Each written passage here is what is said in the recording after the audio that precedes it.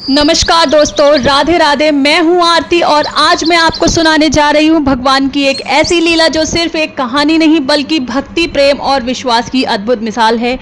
ये कथा आपके मन को छू जाएगी और शायद आपकी आत्मा को भी। तो बैठिए शांति से और ध्यान से सुनिए ये कहानी। तो आइए शुरू करते हैं। आज हम जानेंगे जगन्नाथ मंदिर की रहस्यमय उत्पत्ति। भगवान खुद मूर्ति बनकर प्रकट हुए। जी हाँ, आज हम जानेंगे उस रहस्य को जो भगवान जगन्नाथ के जन्म से जुड़ा है। कहाँ से आए जगन्नाथ और पुरी में उनका मंदिर कैसे बना। तो आइए शुरू करते हैं। ये कथा प्रारंभ होती है सतयुग में, जब मालवा देश के राजा इंद्रद्युम्न विष्णु भगवान के परम भक्त थे। एक रात उन्हें सपना आया जिसमें एक दिव्य आवाज आई, हे राजन, समुद्र किनारे नीलांचल पर्वत की ओर मेरी एक अद्भुत मूर्ति है। जाओ उसे खोजो और उसकी स्थापना करो। राजा ने तुरंत सेना और ऋषियों को साथ लिया और निकल पड़े। कई महीनों की खोज के बाद वे पहुंचे पुरी यानी उड़ीसा के तट पर। वहां उन्हें समुद्र किनारे नीलकंठ नाम का एक दिव्य लकड़ी का टुकड़ा मिला जो पानी पर तैर रहा था, पर भारी इतना कि हिल नहीं रहा था। उसी समय स्वयं विश्वकर्मा एक वृद्ध बढ़ई के रूप में प्रकट हुए और बोले, महाराज, मैं इस लकड़ी से भगवान की मूर्ति बना सकता हूँ, लेकिन शर्त एक है, और वो शर्त ये है, मुझे 21 दिन तक एक बंद कमरे में अकेले काम करने दीजिए। अगर कोई अंदर झांकेगा तो मूर्ति अधूरी रह जाएगी।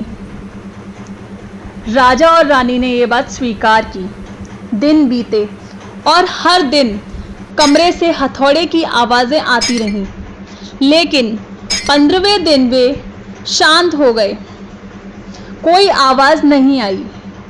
रानी चिंतित हो गई। क्या हुआ? क्या वो वृद्ध मर गए? उन्होंने राजा से कहा, अब तो दरवाज़ा खोलिए। राजा ने दरवाज़ा खोला और अंदर जो देखा वो चमत्कारी था। वहाँ मौजूद थी 3 अधूरी मूर्तियाँ, बिना हाथ पैर के, गोल नेत्रों वाली।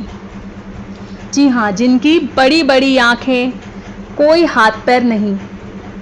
वे मूर्तियाँ थीं भगवान जगन्नाथ यानी श्री कृष्ण की, बलभद्र यानी बलराम, और तीसरी उनकी बहन सुभद्रा यानी सुभद्रा माता की। विश्वकर्मा वहाँ नहीं थे, वो अदृश्य हो चुके थे। तभी आकाशवाणी हुई, हे राजन, यही मेरा वास्तविक रूप है।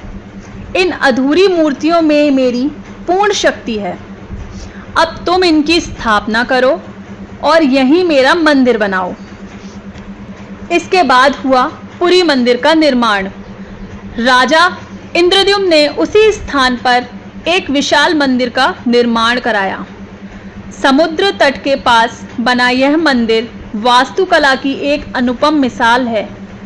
भगवान की मूर्तियों को उसी रूप में यानी अधूरी अवस्था में स्थापित किया गया और तब से लेकर आज तक भगवान जगन्नाथ के इस रूप की पूजा होती है। वो रूप जो अधूरा होते हुए भी पूरा है, क्योंकि यह रूप निराकार और साकार के बीच का प्रतीक है, प्रेम और भाव का प्रतीक है, भक्ति और आस्था का प्रतीक है।